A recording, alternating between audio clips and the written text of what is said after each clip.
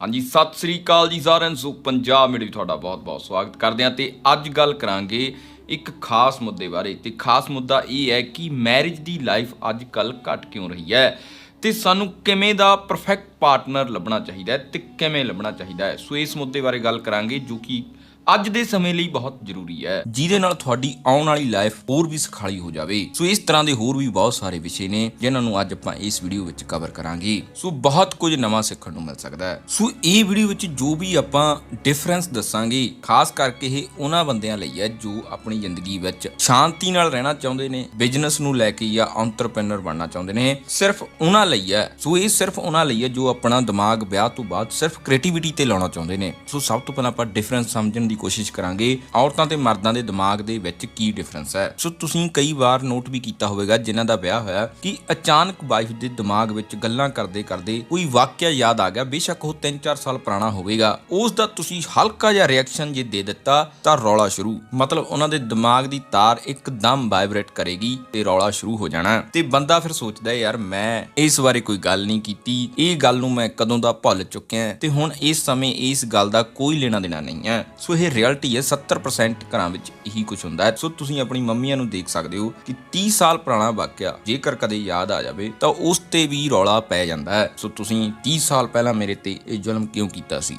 ਸੀ ਬਈ? ਕਿਉਂਕਿ ਉਹਨਾਂ ਦਾ ਜ਼ਿਆਦਾਤਰ ਥਾਟ ਪ੍ਰੋਸੈਸ ਇਮੋਸ਼ਨਸ ਤੇ ਚੱਲਦਾ ਹੈ, ਜਦ ਕਿ ਬੰਦਿਆਂ ਦਾ ਜ਼ਿਆਦਾਤਰ ਲੌਜਿਕ ਬੇਸ ਤੇ ਚੱਲਦਾ ਹੈ। ਤੇ ਇਹ 100% ਦੀ ਗੱਲ ਨਹੀਂ ਹੋ ਰਹੀ, ਜ਼ਿਆਦਾਤਰ ਸੰਖਿਆ ਵਿੱਚ ਇਹੀ ਲੌਜਿਕ ਚੱਲਦੇ ਨੇ। ਬੰਦਿਆਂ ਤੇ ਵੀ ਆਵਾਂਗੇ ਕਿ ਬੰਦਾ ਕਿਵੇਂ ਦਾ ਹੋਣਾ ਚਾਹੀਦਾ ਹੈ। ਸੋ ਵਿਆਹ ਤੋਂ ਬਾਅਦ ਤੁਸੀਂ ਇਹਦੇ ਆਦੀ ਹੋ ਜਾਵੋਗੇ ਕਿਉਂਕਿ ਇਹ ਕਾਮਨ ਚੀਜ਼ ਹੈ। ਸੋ ਅੱਗੇ ਵਧਣ ਤੋਂ ਪਹਿਲਾਂ ਤੁਹਾਨੂੰ ਇੱਕ ਦਿਲਚਸਪ ਐਪ ਦੇ ਬਾਰੇ ਦੱਸ ਦਈਏ ਜਿਹਨੇ ਕ੍ਰਿਪਟੋ ਸਪੇਸ ਵਿੱਚ ਉਤਰਦੇ ਸਾਰ ਹੀ ਸਭ ਦਾ ਧਿਆਨ ਖਿੱਚ ਲਿਆ ਹੈ। ਸੋ ਅਸੀਂ ਗੱਲ ਕਰ ਰਹੇ ਹਾਂ ਮੁਦਰੈਕਸ ਬਾਰੇ। ਮੁਦਰੈਕਸ ਇੱਕ ਆਨਲਾਈਨ ਪਲੇਟਫਾਰਮ ਹੈ ਜੋ ਕਿ ਸਭ ਨੂੰ ਕ੍ਰਿਪਟੋ ਬਾਜ਼ਾਰਾਂ ਵਿੱਚ ਨਿਵੇਸ਼ ਕਰਨ ਦੀ ਅਨੁਮਤੀ ਦਿੰਦਾ ਹੈ ਤਾਂ ਜੋ ਲੋਕ ਆਪਣੀ ਇਨਵੈਸਟਮੈਂਟ ਇਸ ਨਾਲ ਹੋਰ ਵੀ ਗੇਨ ਕਰ ਸਕਣ। ਸੋ ਇੱਥੇ ਮਿਨੀਮਮ ਇਨਵੈਸਟਮੈਂਟ ਤੁਸੀਂ $5 ਤੋਂ ਸਟਾਰਟ ਕਰ ਸਕਦੇ ਹੋ ਤੇ ਇਹ ਸਾਰੀ ਇਨਵੈਸਟਮੈਂਟ ਤੁਸੀਂ INR ਤੋਂ ਕਰ ਸਕਦੇ ਹੋ। ਸੋ ਇਸ ਵਿੱਚ 2.5 ਲੱਖ ਤੋਂ ਵੱਧ ਨਿਵੇਸ਼ਕ ਨੇ, 100 ਤੋਂ ਜ਼ਿਆਦਾ ਦੇਸ਼ਾਂ ਵਿੱਚੋਂ 20 ਮਿਲੀਅਨ ਦੇ ਐਸੈਟਸ ਨੇ ਤੇ 3 ਬਿਲੀਅਨ ਦੀ ਟ੍ਰੇਡਿੰਗ ਵੋਲਿਊਮ ਦੇ ਰਿਹਾ ਹੈ। ਮੁਦਰੈਕਸ ਸਾਨੂੰ ਇੱਕ ਫੁੱਲੀ ਆਟੋਮੇਟਿਡ ਸਿਸਟਮ ਦੇ ਨਾਲ ਤੇ ਤੁਹਾਡੀ ਨਿਵੇਸ਼ ਯਾਤਰਾ ਵਿੱਚ ਮਦਦ ਕਰਨ ਲਈ ਸਫਲ ਟ੍ਰੇਡਰਸ ਤੇ ਐਕਸਪਰਟਸ ਦੀ ਸਹਾਇਤਾ ਵੀ ਦਿੱਤੀ ਜਾਂਦੀ ਹੈ। ਤੇ ਮੁਦਰੈਕਸ ਇੱਕ ਹੋਰ ਵੀ ਕਮਾਲ ਦੀ ਚੀਜ਼ ਪ੍ਰਦਾਨ ਕਰਦਾ ਹੈ ਜਿਸ ਨੂੰ ਕੋਇਨਸੈਟਸ ਕਿਹਾ ਜਾਂਦਾ ਹੈ। ਸੋ ਇੱਥੇ ਤੁਸੀਂ ਬਹੁਤ ਹੀ ਈਜ਼ੀਲੀ ਚੋਣ ਕਰ ਸਕਦੇ ਹੋ ਆਪਣੀ ਇਨਵੈਸਟਮੈਂਟ ਕਰਨ ਲਈ ਤਾਂ ਜੋ ਤੁਹਾਡੀ ਇਨਵੈਸਟਮੈਂਟ ਆਉਣ ਵਾਲੇ ਸਮੇਂ ਵਿੱਚ ਗਰੋ ਹੋ ਸਕੇ। ਮਤਲਬ ਤੁਸੀਂ ਮਿਊਚੁਅਲ ਫੰਡ ਸਟਾਈਲ ਇਨਵੈਸਟਮੈਂਟ ਕਰ ਸਕਦੇ ਹੋ। ਸੋ ਬਹੁਤ ਹੀ ਸਿੰਪਲ KYC ਦੇ ਨਾਲ ਮੁਦਰੈਕਸ ਤੁਹਾਨੂੰ 24/7 ਕਸਟਮਰ ਸਪੋਰਟ ਵੀ ਦਿੰਦਾ ਹੈ। ਸੋ ਕੁੱਲ ਮਿਲਾ ਕੇ ਮੁਦਰੈਕਸ ਇਸ ਸਮੇਂ ਸਭ ਤੋਂ ਉੱਪਰ ਮੰਨਿਆ ਜਾ ਸਕਦਾ ਹੈ। ਸ਼ੁਰੂਆਤ ਕਰਨ ਵਾਲਿਆਂ ਲਈ ਬਹੁਤ ਹੀ ਵਧੀਆ ਪਲੇਟਫਾਰਮ ਹੈ। ਸੋ ਇਸ ਲਈ ਤੁਹਾਨੂੰ ਜਾਣਾ ਪਵੇਗਾ mudrex.com ਦੇ ਉੱਤੇ ਤੁਸੀਂ ਆਪਣੀ ਨਿਵੇਸ਼ ਯਾਤਰਾ ਸਟਾਰਟ ਕਰ ਸਕਦੇ ਹੋ। ਸੋ ਲਿੰਕ ਤੁਹਾਨੂੰ ਡਿਸਕ੍ਰਿਪਸ਼ਨ 'ਚ ਮਿਲ ਜਾਵੇਗਾ, ਇੱਕ ਵਾਰੀ ਚੈੱਕ ਜ਼ਰੂਰ ਕਰਿਓ। ਤੇ ਜੇਕਰ ਤੁਸੀਂ ਸਿੱਧਾ ਵੈਬਸਾਈਟ ਜਾਂ ਪਲੇ ਸਟੋਰ ਐਪ ਸਟੋਰ ਤੇ ਵੀ ਜਾ ਰਹੇ ਹੋ ਤਾਂ ਸਾਡਾ ਕੋਡ ਜ਼ਰੂਰ ਯੂਜ਼ ਕਰ ਲਿਓ, ਪੰਜਾਬ 15। ਸੋ ਇੱਕ ਕਾਰਨ ਤਾਂ ਇਹ ਹੈ ਕਿ ਅੱਜ ਦੇ ਸਮੇਂ ਰਿਸ਼ਤੇ ਪਹਿਲਾਂ ਦੇ ਸਮੇਂ ਨਾਲੋਂ ਛੇਤੀ ਹੋਣ ਲੱਗ ਪਏ ਨੇ ਕਿਉਂਕਿ ਜਦੋਂ ਤੱਕ ਮੁੰਡਾ ਤੇ ਕੁੜੀ ਮੈਚੁਰ ਨਹੀਂ ਹੋ ਜਾਂਦੇ ਰਿਸ਼ਤਾ ਚਲਾਉਣਾ ਬਹੁਤ ਮੁਸ਼ਕਲ ਹੁੰਦਾ ਹੈ। ਕਿਉਂਕਿ ਪਹਿਲੇ ਸਮਿਆਂ ਵਿੱਚ 16 ਸਾਲ ਦੀ ਉਮਰ ਵਿੱਚ ਹੀ ਕੁੜੀ ਦਾ ਵਿਆਹ ਕਰ ਦਿੱਤਾ ਜਾਂਦਾ ਸੀ। ਇਸ ਕਰਕੇ ਹੀ ਤੁਸੀਂ 16ਵੇਂ ਸਾਲ ਤੇ ਕਈ ਗਾਣੇ ਵੀ ਸੁਣੇ ਹੋਣਗੇ ਤੇ ਮੁੰਡੇ ਦਾ 21 ਸਾਲ ਦਾ। ਸੋ ਇਹ ਏਜ ਡਿਫਰੈਂਸ ਕਾਰਨ ਹੀ ਔਰਤ ਉਸ ਸਮੇਂ ਬੰਦੇ ਅੱਗੇ ਬੋਲਦੀ ਨਹੀਂ ਸੀ ਤੇ ਨਾ ਹੀ ਉਸ ਸਮੇਂ ਇੰਨਾ ਜ਼ਿਆਦਾ ਅਧਿਕਾਰ ਹੁੰਦਾ ਸੀ। ਪਰ ਜਿਵੇਂ ਜਿਵੇਂ ਇਹ ਏਜ ਡਿਫਰੈਂਸ ਖਤਮ ਹੁੰਦਾ ਗਿਆ, 24 ਸਾਲ ਦੇ ਮੁੰਡੇ ਦਾ 24 ਸਾਲ ਦੀ ਕੁੜੀ ਦੇ ਨਾਲ ਵਿਆਹ ਹੋ ਗਿਆ ਜਾਂ ਫਿਰ 1-2 ਸਾਲ ਇੱਧਰ ਉੱਧਰ ਮੰਨ ਸਕਦੇ ਆ, ਉੱਥੇ ਏਜ ਡਿਫਰੈਂਸ ਖਤਮ ਹੋ ਜਾਂਦਾ ਹੈ ਤੇ ਔਰਤ ਵੈਸੇ ਵੀ 2 ਸਾਲ ਵੱਧ ਮੈਚੁਰ ਹੁੰਦੀ ਹੈ ਬੰਦੇ ਨਾਲੋਂ ਤੇ ਉਤੋਂ ਇੱਕ ਜ਼ਮਾਨਾ ਚੇਂਜ ਹੋ ਰਿਹਾ ਜਿਸ ਕਰਕੇ ਉਹ ਆਪਣੇ ਪੱਖ ਰੱਖਣ ਲੱਗ ਗਈ ਹੈ। ਜਦੋਂ ਤੱਕ ਉਹ ਆਪਣੇ ਪੱਖ ਨਹੀਂ ਰੱਖ ਰਹੀ ਸੀ, ਅੱਗੇ ਨਹੀਂ ਬੋਲ ਰਹੀ ਸੀ, ਉਦੋਂ ਤੱਕ ਰਿਸ਼ਤੇ ਚੱਲ ਰਹੇ ਸੀ। ਜਦੋਂ ਉਹ ਆਪਣੇ ਪੱਖ ਅੱਗੇ ਰੱਖਣ ਲੱਗ ਗਈ ਹੈ ਕਿਸੇ ਵੀ ਮਸਲੇ ਵਿੱਚ ਸਾਰਾ ਕੁਝ ਚੇਂਜ ਹੋਣਾ ਸ਼ੁਰੂ ਹੋ ਗਿਆ ਹੈ। ਬੰਦਾ ਇਸ ਚੀਜ਼ ਨੂੰ ਹਲੇ ਪੂਰੀ ਤਰ੍ਹਾਂ ਸਵੀਕਾਰ ਨਹੀਂ ਕਰ ਪਾਇਆ ਕਿ ਇਸ ਨੂੰ ਮੈਂ ਕਿਵੇਂ ਕੰਟਰੋਲ ਕਰਾਂ। ਉਸ ਸਮੇਂ ਔਰਤ ਕੋਲ ਫਾਈਨੈਂਸ਼ੀਅਲ ਤੌਰ ਤੇ ਵੀ ਹੋਰ ਕੋਈ ਸਹੂਲਤ ਨਹੀਂ ਸੀ ਆਦਮੀ ਤੋਂ ਬਿਨਾਂ, ਪਰ ਅੱਜ ਦੇ ਸਮੇਂ ਉਹ ਖੁਦ ਕੰਮ ਕਰਕੇ ਵੀ ਖਾ ਸਕਦੀ ਹੈ। ਸੋ ਇਸ ਕਰਕੇ ਅੱਜ ਉਹ ਬਰਾਬਰ ਦੀ ਹੱਕਦਾਰ ਹੋ ਰਹੀ ਹੈ ਫੈਸਲੇ ਲੈਣ ਵਿੱਚ ਤੇ ਇਹੀ ਜ਼ਿਆਦਾਤਰ ਪ੍ਰੋਬਲਮ ਕ੍ਰੀਏਟ ਕਰ ਰਿਹਾ ਹੈ ਕਿਉਂਕਿ ਪਹਿਲਾਂ ਉਹਨਾਂ ਘਰਾਂ ਵਿੱਚ ਜੋ ਨਹੀਂ ਹੋ ਰਿਹਾ ਸੀ ਉਹ ਹੁਣ ਹੋ ਰਿਹਾ। ਬੰਦਾ ਇਸ ਚੀਜ਼ ਨੂੰ ਸੋਚ ਰਿਹਾ ਕਿ ਪਹਿਲਾਂ ਤਾਂ ਇਦਾਂ ਨਹੀਂ ਹੁੰਦਾ ਸੀ, ਸਾਡੇ ਘਰ ਵਿੱਚ ਇਦਾਂ ਨਹੀਂ ਹੁੰਦਾ ਸੀ, ਪਰ ਉਹ ਜ਼ਮਾਨਾ ਹੋਰ ਸੀ ਤੇ ਹੁਣ ਜ਼ਮਾਨਾ ਹੋਰ ਹੈ। ਇਸ ਕਰਕੇ ਉਦੋਂ ਫਾਈਨੈਂਸ਼ੀਅਲ ਤੌਰ ਤੇ ਵੀ ਔਰਤ ਥੋੜੀ ਵੀਕ ਹੁੰਦੀ ਸੀ, ਪਰ ਅੱਜ ਦੋਨੋਂ ਫਾਈਨੈਂਸ਼ੀਅਲ ਤੌਰ ਤੇ ਵੀਕ ਨਹੀਂ ਹੈ ਤੇ ਨਾ ਹੀ ਦੋਨਾਂ ਦੇ ਬੈਕਗ੍ਰਾਉਂਡ ਵੀਕ ਰਹਿੰਦੇ ਨੇ। ਤੇ ਜਦੋਂ ਤੋਂ ਦੋਨੋਂ ਆਪਣੇ ਪੱਖ ਰੱਖਣ ਲੱਗੇ ਉਦੋਂ ਤੋਂ ਹੀ ਸਾਰਾ ਮਸਲਾ ਕ੍ਰੀਏਟ ਹੋ ਗਿਆ। ਜੋ ਇਸ ਨੂੰ ਅੱਜ ਦੇ ਹਿਸਾਬ ਨਾਲ ਸਮਝ ਕੇ ਡੀਲ ਕਰਦੇ ਨੇ ਉਹ ਇਸ ਵਿੱਚੋਂ ਨਿਕਲ ਜਾਂਦੇ ਨੇ। ਸੋ ਸਭ ਤੋਂ ਪਹਿਲਾਂ ਗੁੱਡ ਲੁਕਿੰਗਸ ਦਾ ਬਹੁਤ ਵੱਡਾ ਚੱਕਰ ਦਿਮਾਗ ਚੋਂ ਕੱਢਣਾ ਪੈਣਾ ਹੈ। ਸੋ ਜਿਹੜੇ ਬੰਦੇ ਐਂਟਰਪ੍ਰੀਨਰ ਨਹੀਂ ਬਣਨਾ ਚਾਹੁੰਦੇ ਜਾਂ ਜਿਨ੍ਹਾਂ ਨੇ ਬਿਜ਼ਨਸ ਲਾਈਨ 'ਚ ਨਹੀਂ ਜਾਣਾ, ਸੋ ਉਹਨਾਂ ਨੂੰ ਕੋਈ ਪ੍ਰੋਬਲਮ ਨਹੀਂ ਹੈ, ਉਹ ਗੁੱਡ ਲੁਕਿੰਗ ਲੱਭ ਕੇ ਹੀ ਵਿਆਹ ਕਰਾਉਣ। ਪਰ ਐਂਟਰਪ੍ਰੀਨਰਸ਼ਿਪ ਵਾਸਤੇ ਸਾਈਕੋਲੋਜੀਕਲੀ ਕਿਆ ਰਿਕੁਆਇਰਮੈਂਟਸ ਨੇ ਉਹ ਤੁਸੀਂ ਇੱਕ ਵਾਰ ਸੁਣ ਲਿਓ ਐਜ਼ ਅ ਐਂਟਰਪ੍ਰੀਨਰ। ਸੋ ਸਭ ਤੋਂ ਪਹਿਲਾਂ ਸਾਨੂੰ ਰਿਐਲਿਟੀ ਦੇ ਵਿੱਚ ਜੀਣਾ ਪੈਣਾ ਹੈ। ਆਪਣੇ ਦਿਮਾਗ ਵਿੱਚੋਂ ਐਸ਼ਵਰੀਆ ਰਾਏ ਤੇ ਸ਼ਾਹਰੁਖ ਖਾਨ ਵਰਗੇ ਕੱਢਣੇ ਪੈਣੇ ਨੇ। ਸੋ ਤੁਹਾਡਾ ਵਿਆਹ ਇੱਕ ਐਵਰੇਜ ਲੁਕਿੰਗ ਇਨਸਾਨ ਦੇ ਨਾਲ ਹੋਣ ਵਾਲਾ ਹੈ, ਔਰਤ ਹੋਵੇ ਜਾਂ ਮਰਦ। ਸੋ ਕਿਸੇ ਨੂੰ ਵਧੀਆ ਮਿਲ ਜੇ ਉਸ ਨੂੰ ਤੁਸੀਂ ਬੋਨਸ ਸਮਝ ਸਕਦੇ ਹੋ। ਸੋ 27-28 ਸਾਲ ਦੀ ਕੁੜੀ ਬਹੁਤ ਜ਼ਿਆਦਾ ਮੈਚੁਰ ਹੁੰਦੀ ਹੈ ਮੁੰਡਿਆਂ ਦੇ ਮੁਕਾਬਲੇ। ਮਤਲਬ ਉਹਨੂੰ ਪੂਰਾ ਆਪਣਾ ਫਿਊਚਰ ਪਤਾ ਹੁੰਦਾ ਹੈ, ਪੂਰੇ ਕੈਲਕੂਲੇਸ਼ਨ ਹੁੰਦੇ ਨੇ ਤੇ ਉਹਨੂੰ ਇਹ ਵੀ ਪਤਾ ਹੁੰਦਾ ਹੈ ਵੀ ਕਿਸ ਕਿਸਮ ਦੇ ਬੰਦੇ ਨਾਲ ਵਿਆਹ ਕਰਵਾਉਣਾ ਹੈ। ਕੁੱਲ ਮਿਲਾ ਕੇ ਉਹ ਸਭ ਕੁਝ ਕੈਲਕੂਲੇਟਡ ਕਰਕੇ ਕੰਮ ਕਰਦੀ ਹੈ, ਜਦ ਕਿ 18 ਵਾਲੀ ਇਹ ਨਹੀਂ ਕਰਦੀ। ਉਸ ਨੂੰ ਫਿਊਚਰ ਬਾਰੇ ਕੋਈ ਟੈਨਸ਼ਨ ਨਹੀਂ ਹੁੰਦੀ, ਉਸ ਨੂੰ ਅੱਜ ਜੋ ਚਾਹੀਦਾ ਹੈ ਉਸ ਤੇ ਸਾਰਾ ਫੋਕਸ ਹੁੰਦਾ ਹੈ। ਸੋ ਇਹ ਸਭ ਕੁਝ ਇਸ ਕਰਕੇ ਕਿਹਾ ਜਾ ਰਿਹਾ ਹੈ ਕਿ ਐਜ਼ ਅ ਐਂਟਰਪ੍ਰੀਨਰ ਤੁਹਾਨੂੰ ਜ਼ਿੰਦਗੀ ਵਿੱਚ ਸਕੂਨ ਚਾਹੀਦਾ ਹੈ। ਸੋ ਜੇਕਰ ਤੁਹਾਡੀ ਜ਼ਿੰਦਗੀ ਵਿੱਚ ਸਕੂਨ ਨਹੀਂ ਹੈ ਤਾਂ ਦੌਲਤ ਨਹੀਂ ਬਣੇਗੀ, ਬਲਕਿ ਜੋ ਪੈਸਾ ਤੁਹਾਡੇ ਕੋਲ ਹੋਵੇਗਾ ਉਹ ਵੀ ਚਲੇ ਜਾਵੇਗਾ। ਸੋ ਸਕੂਨ ਦੀ ਜ਼ਿੰਦਗੀ ਕਿਵੇਂ ਮਿਲੇਗੀ? Right husband, right wife. So ਇਹ ਮਸਲਾ ਇੱਥੇ ਸੋਲਵ ਹੋ ਜਾਣਾ ਹੈ। ਸੋ ਹੁਣ ਸਾਨੂੰ ਆਪਣੇ ਪਾਰਟਨਰ ਵਿੱਚ ਸਭ ਤੋਂ ਜ਼ਰੂਰੀ ਗੁਣ ਕਿਹੜਾ ਦੇਖਣਾ ਚਾਹੀਦਾ ਹੈ? ਜੇਕਰ ਉਹ ਹੋਵੇ ਤਾਂ ਉਸ ਤੋਂ ਇਲਾਵਾ ਹੋਰ ਕਿਸੇ ਗੁਣ ਦੀ ਲੋੜ ਨਹੀਂ।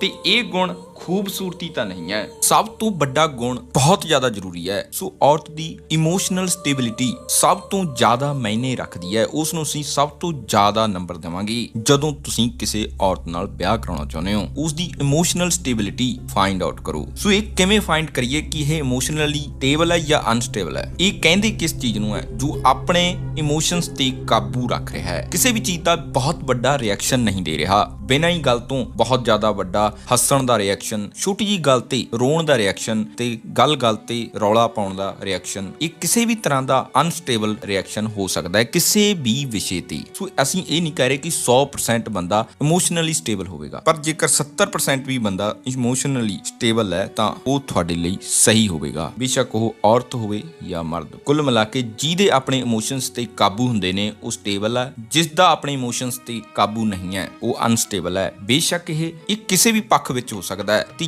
ਜੋ ਇਨਸਾਨ ਇਮੋਸ਼ਨਲੀ ਅਨਸਟੇਬਲ ਹੁੰਦਾ ਹੈ ਉਹ ਤੁਹਾਡਾ ਜੀਣਾ ਹਰਾਮ ਕਰ ਦਿੰਦਾ ਹੈ। ਇਹ ਆ ਪੁਆਇੰਟ ਜੋ ਤੁਹਾਨੂੰ ਵਿਆਹ ਦੇ ਸਮੇਂ ਦੇਖਣਾ ਚਾਹੀਦਾ ਹੈ, ਕਿਉਂਕਿ ਜੋ ਕੁੜੀ ਇਮੋਸ਼ਨਲ ਸਟੇਬਲ ਹੈ ਉਹ ਤੁਹਾਨੂੰ ਹਰ ਰੋਜ਼ ਧਮਕੀਆਂ ਨਹੀਂ ਦੇਵੇਗੀ, ਉਹ ਤੁਹਾਨੂੰ ਕਦੇ ਇਹ ਨਹੀਂ ਕਹੇਗੀ ਕਿ ਮੈਂ ਤੇਰੇ ਪਿੱਛੇ ਜਾਨ ਦੇ ਸਕਦੀ ਹਾਂ। ਅਨਸਟੇਬਲ ਬੰਦੇ ਹੀ ਇਸ ਨੂੰ ਹੋਰ ਵਧੀਆ ਲੈ ਲੈਂਦੇ ਨੇ ਕਿ ਯਾਰ ਆਪਣੇ ਪਿੱਛੇ ਜਾਨ ਦੇਣ ਨੂੰ ਫਿਰਦੀ ਹੈ, ਪਰ ਉਹਨਾਂ ਨੂੰ ਇਹ ਨਹੀਂ ਪਤਾ ਕਿ ਆਉਣ ਵਾਲੇ ਸਮੇਂ ਵਿੱਚ ਉਹ ਜਾਨ ਲੈ ਵੀ ਸਕਦੀ ਹੈ। ਜੋ ਵੀ ਕੁੜੀ ਗੱਲ ਤੇ ਮੂੰਹ ਬਣਾ ਲਵੇ ਜਾਂ WhatsApp ਤੇ ਕਿਸੇ ਵੀ ਸੋਸ਼ਲ ਮੀਡੀਆ ਤੇ ਤੁਹਾਨੂੰ ਬਲੌਕ ਕਰ ਦੇਵੇ ਜਾਂ 6 ਘੰਟੇ ਬਾਅਦ ਦੁਬਾਰਾ ਅਨਬਲੌਕ ਕਰ ਦੇਵੇ ਤੇ ਤੁਸੀਂ ਪਿੱਛੋਂ ਲੱਭ ਰਹੇ ਹੋ ਤੇ ਤੁਹਾਨੂੰ 2 ਦਿਨ ਬਾਅਦ ਪਤਾ ਲੱਗੇ ਕਿ ਮੈਂ ਨਾਰਾਜ਼ ਸੀਗੀ, ਸੋ ਇਹ ਬਹੁਤ ਵਧੀਆ ਸਾਈਨ ਨੇ ਪਹਿਚਾਨਣ ਦੇ। ਸੋ ਇਹ ਬਹੁਤ ਵਧੀਆ ਹੋ ਗਿਆ, ਮਤਲਬ ਤੁਹਾਨੂੰ ਇਸ ਨਾਲ ਸਾਈਨ ਮਿਲ ਗਿਆ ਉਸ ਦੇ ਇਮੋਸ਼ਨਸ ਦਾ। ਸੋ ਉੱਥੋਂ ਤੁਹਾਨੂੰ ਭੱਜਣਾ ਚਾਹੀਦਾ ਹੈ ਕਿਉਂਕਿ ਉਹ ਹਾਈਲੀ ਇਮੋਸ਼ਨਲ ਅਨਸਟੇਬਲ ਹੈ। ਸੋ ਅਜਿਹਾ ਬੰਦਾ ਤੁਹਾਨੂੰ BP ਦੀਆਂ ਗੋਲੀਆਂ ਤਾਂ ਪੱਕੀਆਂ ਖਵਾਉਣ ਲਾਈ ਦੇਵੇਗਾ 4-5 ਸਾਲਾਂ ਵਿੱਚ। ਸੋ ਇਹ ਧਿਆਨ ਜ਼ਰੂਰ ਰੱਖਿਓ। ਸੋ ਜੇਕਰ ਤੁਹਾਨੂੰ ਇਹ ਕੰਮ ਕਰਨ ਵਿੱਚ ਸਵਾਦ ਆਉਂਦਾ ਹੈ ਕਿ ਤੁਸੀਂ ਸਾਰੀ ਜ਼ਿੰਦਗੀ ਮਨਾ ਸਕਦੇ ਹੋ, ਸਾਰੀ ਜ਼ਿੰਦਗੀ ਮਿਹਨਤਾਂ ਕਰ ਸਕਦੇ ਹੋ, ਤਾਂ ਤੁਹਾਡੇ ਲਈ ਇਹ ਸਹੀ ਹੈ। ਇਹ ਸਾਰੇ ਪੁਆਇੰਟਾਂ ਨਾਲ ਕੋਈ ਪ੍ਰੋਬਲਮ ਤਾਂ ਨਹੀਂ ਹੈ, ਜ਼ਿੰਦਗੀ ਚੱਲਦੀ ਰਹੇਗੀ, ਪਰ ਤੁਸੀਂ ਐਂਟਰਪ੍ਰੀਨਰ ਨਹੀਂ ਬਣੋਗੇ, ਇਹ ਪੱਕਾ ਹੈ। ਤੇ ਇਹ ਜ਼ਰੂਰੀ ਨਹੀਂ ਕਿ ਔਰਤਾਂ ਵਿੱਚ ਹੀ ਹੋਵੇ, ਬੰਦੇ ਵੀ ਇਦਾਂ ਦੇ ਹੁੰਦੇ ਨੇ ਜੋ ਛੋਟੀ ਜੀ ਗੱਲ ਤੇ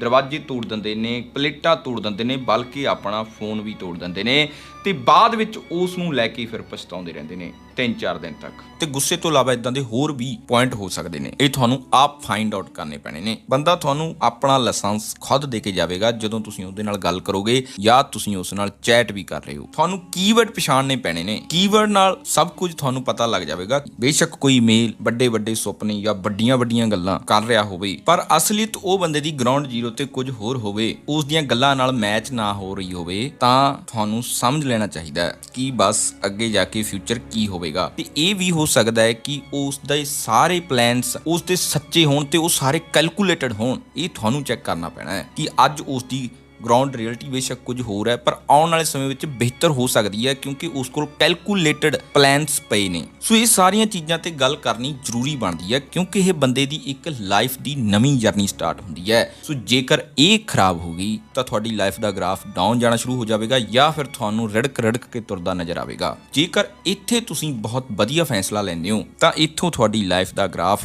ਬੂਸਟ ਵੀ ਹੋ ਸਕਦਾ ਹੈ ਕਿਉਂਕਿ ਚੰਗੇ ਪਾਰਟਨਰ ਦੇ ਜ਼ਰੀਏ ਬੰਦਾ ਬਹੁਤ ਕੁਝ ਅਚੀਵ ਕਰ ਸਕਦਾ ਹੈ। ਸੋ ਇਹ ਡਾਇਰੈਕਸ਼ਨ ਦੋਨਾਂ ਲਈ ਅਪਲਾਈ ਹੁੰਦੀ ਹੈ, ਮੇਲ ਤੇ ਫੀਮੇਲਸ ਲਈ। ਸੋ ਆਧਾਰਨਾ ਹੋ ਸਕਦਾ ਹੈ ਕਿਸੇ ਤੇ ਵੱਧ ਨੇ, ਕਿਸੇ ਤੇ ਘੱਟ ਹੋ ਸਕਦੀਆਂ ਨੇ। ਸੋ ਇਦਾਂ ਦੇ ਜੋ ਹਵਾਈ ਵਾਲੀਆਂ ਗੱਲਾਂ ਤੁਹਾਨੂੰ ਜੇਕਰ ਕੋਈ ਚੈਟ ਦੇ ਵਿੱਚ ਕਹਿ ਰਿਹਾ ਹੈ ਕਿ ਮੈਂ ਸਾਰੀ ਰਾਤ ਸੁੱਤਿਆ ਨਹੀਂ ਜਾਂ ਸੁੱਤੀ ਨਹੀਂ, ਤੋ ਇਸ ਤਰ੍ਹਾਂ ਦੇ ਬੰਦੇ ਵੀ ਅਨਸਟੇਬਲ ਹੀ ਹੁੰਦੇ ਨੇ। ਇਹ ਕੋਈ ਪਿਆਰ ਨਹੀਂ ਹੁੰਦਾ। ਪਰ ਜਦ ਕਿ ਅੱਜ ਕੱਲ ਅਸੀਂ ਅਟਰੈਕਸ਼ਨ ਨੂੰ ਪਿਆਰ ਸਮਝ ਬੈਠਦੇ ਹਾਂ ਤੇ ਅਟਰੈਕਸ਼ਨ ਕੁਝ ਸਮੇਂ ਬਾਅਦ ਖਤਮ ਹੋ ਜਾਂਦੀ ਹੈ, ਪਿਆਰ ਕਦੇ ਵੀ ਖਤਮ ਨਹੀਂ ਹੁੰਦਾ। ਤੇ ਅਟਰੈਕਸ਼ਨ ਦੇ ਚੱਲਦੇ ਹੀ ਅੱਜ ਕੱਲ ਜ਼ਿਆਦਾਤਰ ਵਿਆਹ ਹੋ ਜਾਂਦੇ ਨੇ ਤੇ ਅਟਰੈਕਸ਼ਨ ਨੇ ਥੋੜੇ ਸਮੇਂ ਬਾਅਦ ਖਤਮ ਹੋਣਾ ਹੀ ਹੁੰਦਾ ਹੈ, ਨਾ ਕਿ ਪਿਆਰ ਨੇ। ਪਰ ਅਟਰੈਕਸ਼ਨ ਨੂੰ ਪਿਆਰ ਸਮਝ ਕੇ ਜੋ ਅਸੀਂ ਰਿਸ਼ਤਾ ਬਣਾ ਲੈਂਦੇ ਆ ਉਹ ਫਿਰ ਟੁੱਟਣ ਦੀ ਕਗਾਰ ਤੇ ਆ ਜਾਂਦਾ ਹੈ। ਜਦ ਕਿ ਪਿਆਰ ਕੁਝ ਹੋਰ ਚੀਜ਼ ਹੁੰਦੀ ਹੈ। ਜਿਸ ਇਨਸਾਨ ਨਾਲ ਤੁਹਾਨੂੰ ਪਿਆਰ ਹੋਵੇਗਾ ਉੱਥੇ ਤੁਸੀਂ ਜੇਕਰ ਬੋਲ ਵੀ ਨਹੀਂ ਰਹੇ ਹੋ ਤੇ ਉਹ ਤੁਹਾਡੇ ਲਾਗੇ ਆ ਤਾਂ ਵੀ ਤੁਹਾਨੂੰ ਚੰਗਾ ਫੀਲ ਹੀ ਹੋਵੇਗਾ। ਪਰ ਅਟਰੈਕਸ਼ਨ ਦੇ ਵਿੱਚ ਕੁਝ ਹੋਰ ਚੀਜ਼ ਹੁੰਦੀ ਹੈ। ਉੱਥੇ ਤੁਹਾਨੂੰ ਨੇੜੇ ਰਹਿਣ ਨਾਲ ਗੁੱਡ ਫੀਲ ਨਹੀਂ ਹੁੰਦਾ ਬਲਕਿ ਕਰੀਬ ਰਹਿਣ ਨਾਲ ਹੁੰਦਾ ਹੈ। ਸੋ ਇਸ ਤਰ੍ਹਾਂ ਦੇ ਬੰਦੇ ਨਾਲ ਜੇਕਰ ਤੁਸੀਂ ਕਿਸੇ ਟ੍ਰਿਪ ਤੇ ਵੀ ਜਾ ਰਹੇ ਹੋ, 4 ਦਿਨ ਦਾ ਟ੍ਰਿਪ ਹੈ ਤਾਂ 3 ਦਿਨ ਮੂੰਹ ਸੁੱਜਿਆ ਰਹਿਣਾ ਤੇ ਤੁਸੀਂ ਵੀ ਇਦਾਂ ਦੀ ਚੀਜ਼ਾਂ ਅਕਸਰ ਦੇਖੀਆਂ ਹੋਣਗੀਆਂ। ਫਿਰ 2 ਦਿਨ ਸਹੀ ਲੰਘ ਜਾਂਦੇ ਨੇ, 2 ਦਿਨ ਫੇਰ ਉਦਾਂ ਦੇ। ਸੋ ਮੂੰਹ ਉਸ ਦਾ ਸੁੱਜਿਆ ਹੈ ਪਰ ਨੈਗੇਟਿਵ એનર્ਜੀ ਤੁਹਾਨੂੰ ਮਿਲ ਰਹੀ ਹੈ ਤੇ ਤੁਹਾਡਾ ਧਿਆਨ ਬਿਲਕੁਲ ਨੈਗੇਟਿਵਿਟੀ ਦੇ ਵਿੱਚ ਆ ਚੁੱਕਿਆ ਹੈ। ਸੋ ਇਸ ਦਾ ਅਸਰ ਬਹੁਤ ਮਾੜਾ ਹੁੰਦਾ ਹੈ, ਬੇਸ਼ੱਕ ਤੁਸੀਂ ਮਹਿਸੂਸ ਕਰੋ ਜਾਂ ਨਾ। ਸੋ ਮਤਲਬ ਘਰ ਵਿੱਚ ਜਦੋਂ ਕਿਚ ਹੋਵੇਗੀ ਤਾਂ ਤੁਸੀਂ ਚੰਗੀ ਤਰ੍ਹਾਂ ਬਿਜ਼ਨਸ ਨਹੀਂ ਕਰ ਸਕਦੇ। ਟੋਟਲ ਕੁੱਲ ਮਿਲਾ ਕੇ ਗੱਲ ਇਹੀ ਆ, ਜਦੋਂ ਤੁਹਾਡੇ ਘਰ ਵਿੱਚ ਸਭ ਸਹੀ ਹੋਣਗੇ ਤੇ ਤੁਹਾਨੂੰ ਪੋਜ਼ਿਟਿਵ ਵਾਈਬਸ ਆਉਣਗੀਆਂ ਤਾਂ ਤੁਸੀਂ ਬਹੁਤ ਵਧੀਆ ਕਰ ਸਕਦੇ ਹੋ ਤੇ ਬਹੁਤ ਕ੍ਰੀਏਟਿਵ ਵੀ ਕਰ ਸਕਦੇ ਹੋ। ਸੋ ਬੰਦੇ ਵੀ ਇਦਾਂ ਦੇ ਹੁੰਦੇ ਨੇ ਤੇ ਕਈ ਬੰਦੇ ਔਰਤਾਂ ਤੇ ਵੀ ਹੱਥ ਚੁੱਕਦੇ ਨੇ। ਜ਼ਿਆਦਾਤਰ ਇਹ ਉਹਨਾਂ ਕੇਸਾਂ ਵਿੱਚ ਹੁੰਦਾ ਹੈ ਜਦੋਂ ਉਹਨਾਂ ਦੇ ਫਾਦਰ ਉਹਨਾਂ ਦੀ ਫੈਮਿਲੀ ਵਿੱਚ ਇਦਾਂ ਕਰਦੇ ਹੋਣ। ਸੋ ਬੱਚਿਆਂ ਦੇ ਥਾਟ ਪ੍ਰੋਸੈਸ ਵਿੱਚ ਉਹ ਮੈਮਰੀ ਬਣ ਜਾਂਦੀ ਹੈ। ਸੋ ਹੁਣ ਜੇਕਰ ਤੁਹਾਡੇ ਫਾਦਰ ਨੇ ਕਦੇ ਵੀ ਮਦਰ ਤੇ ਹੱਥ ਨਹੀਂ ਚੁੱਕਿਆ ਤਾਂ ਤੁਹਾਡੇ ਦਿਮਾਗ ਵਿੱਚ ਇਹ ਮੈਮਰੀ ਬਣ ਜਾਵੇਗੀ ਕਿ ਇਹ ਪੋਸੀਬਲ ਹੀ ਨਹੀਂ ਹੈ। ਤੁਸੀਂ ਵੀ ਇਸ ਨੂੰ ਉਦਾਂ ਹੀ ਬਰਕਰਾਰ ਰੱਖੋਗੇ। ਜਿਸ ਫੈਮਿਲੀ ਵਿੱਚ ਪਹਿਲਾਂ ਤੋਂ ਜੋ ਕੰਮ ਹੋ ਰਹੇ ਨੇ ਉਹੀ ਕੰਮ ਅੱਗੇ ਹੁੰਦੇ ਨੇ। ਸੋ ਇਸ ਕਰਕੇ ਹੀ ਕਿਹਾ ਜਾਂਦਾ ਕਿ ਬੱਚੇ ਘਰ ਤੋਂ ਹੀ ਜ਼ਿਆਦਾ ਸਿੱਖਦੇ ਨੇ ਤੇ ਹੱਥ ਚੁੱਕਣਾ ਵੀ ਬੰਦਾ ਔਰਤ ਤੇ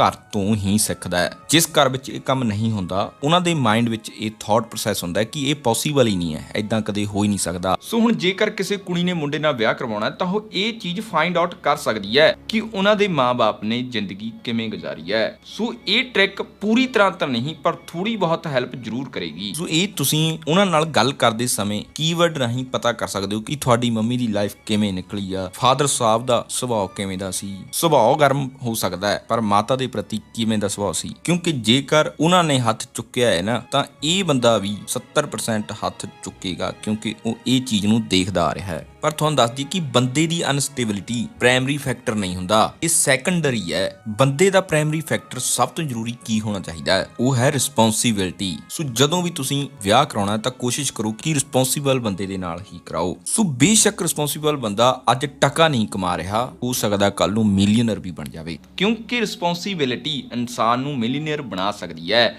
ਸੋ ਜ਼ਿਆਦਾਤਰ ਤੁਸੀਂ ਹੋਰ ਚੀਜ਼ਾਂ ਨੂੰ ਛੱਡ ਕੇ ਉਸ ਦੀ ਪੋਟੈਂਸ਼ੀਅਲ ਨੂੰ ਦੇਖਣਾ ਹੈ ਕਿ ਉਸ ਦੀ ਪੋਟੈਂਸ਼ੀਅਲ ਕਿੰਨੀ ਆ ਆਉਣ ਵਾਲੇ ਫਿਊਚਰ ਵਿੱਚ, ਕਿਉਂਕਿ ਭੱਜਣ ਵਾਲੇ ਘੋੜੇ ਤੇ ਵੀ ਪੈਸੇ ਅੱਜ ਦੇ ਦਿਨ ਲਈ ਨਹੀਂ ਲਾਏ ਜਾਂਦੇ ਬਲਕਿ ਫਿਊਚਰ ਲਈ ਲਾਏ ਜਾਂਦੇ ਨੇ ਕਿ ਉਹ ਫਿਊਚਰ ਵਿੱਚ ਸਾਨੂੰ ਕਿੰਨਾ ਪ੍ਰੋਫਿਟ ਦੇਵੇਗਾ। ਸੋ ਬੰਦੇ ਦੇ ਵਿੱਚ 2 ਫੈਕਟਰ ਚਾਹੀਦੇ ਨੇ, ਸੈਂਸ ਆਫ ਰਿਸਪੌਂਸਿਬਿਲਟੀ ਤੇ ਉਹ ਹਾਈ ਇੰਟੈਲੈਕਟ ਹੈ। ਇਹ ਦੋਨੋਂ ਚੀਜ਼ਾਂ ਜਿਹੜੇ ਬੰਦੇ ਵਿੱਚ ਨੇ ਉਹ ਤੁਹਾਨੂੰ ਹਮੇਸ਼ਾ ਖੁਸ਼ ਰੱਖ ਸਕਦਾ ਹੈ। ਇਹ ਦੋਨੋਂ ਫੈਕਟਰ ਬਹੁਤ ਹੀ ਵੰਡਰਫੁਲ ਫੈਕਟਰ ਨੇ, ਬੰਦੇ ਲਈ ਇਹ 2 ਫੈਕਟਰ ਹੀ ਚਾਹੀਦੇ ਨੇ। ਸੋ ਇਹ ਸਾਰੀਆਂ ਚੀਜ਼ਾਂ ਲੱਭਣ ਤੋਂ ਬਾਅਦ ਜੇਕਰ ਤੁਸੀਂ ਕਹਿੰਦੇ ਹੋ ਕਿ ਤੁਹਾਡੀ ਕਦੇ ਲੜਾਈ ਨਹੀਂ ਹੋਵੇਗੀ, ਇਹ ਇੰਪੋਸੀਬਲ ਹੈ। ਲੜਾਈਆਂ ਤੁਹਾਡੀਆਂ ਫੇਰ ਵੀ ਹੋਣਗੀਆਂ ਪਰ ਜਦੋਂ ਦੋਨੋਂ ਸਮਝਦਾਰ ਤੇ ਪਰਫੈਕਟ ਹੋਣਗੇ ਤਾਂ ਉਹ ਕਾਬੂ ਕੀਤੀਆਂ ਜਾ ਸਕਦੀਆਂ ਨੇ। ਸੋ ਸਟੱਡੀ ਦੇ ਹਿਸਾਬ ਨਾਲ ਦੁਨੀਆ ਦੀ ਹਰ ਇੱਕ ਔਰਤ ਨੂੰ ਇਹ ਦੁੱਖ ਹੈ ਕਿ ਮੈਂ ਕਿਵੇਂ ਦੇ ਇਨਸਾਨ ਨਾਲ ਮੈਰਿਜ ਕਰ ਲਈ। ਦੁਨੀਆ ਦੀ ਹਰ ਇੱਕ ਔਰਤ ਪਰੇਸ਼ਾਨ ਹੈ। ਸੋ ਇੱਕ ਐਦਾਂ ਦਾ ਵਿਸ਼ਾ ਹੈ ਜੋ ਹਰ ਨੌਜਵਾਨ ਮੁੰਡੇ ਕੁੜੀ ਨੂੰ ਜਾਣਨਾ ਚਾਹੀਦਾ ਹੈ ਕਿਉਂਕਿ ਇਹ ਉਹਨਾਂ ਦੀ ਲਾਈਫ ਦਾ ਸਵਾਲ ਹੈ। ਸੋ ਇਸ ਵੀਡੀਓ ਨੂੰ ਅੱਗੇ ਹੋਰ ਕੰਟੀਨਿਊ ਕੀਤਾ ਜਾ ਸਕਦਾ ਹੈ। ਇਸ ਵਿੱਚ ਹੋਰ ਵੀ ਬਹੁਤ ਸਾਰੇ ਫੈਕਟਰ ਨੇ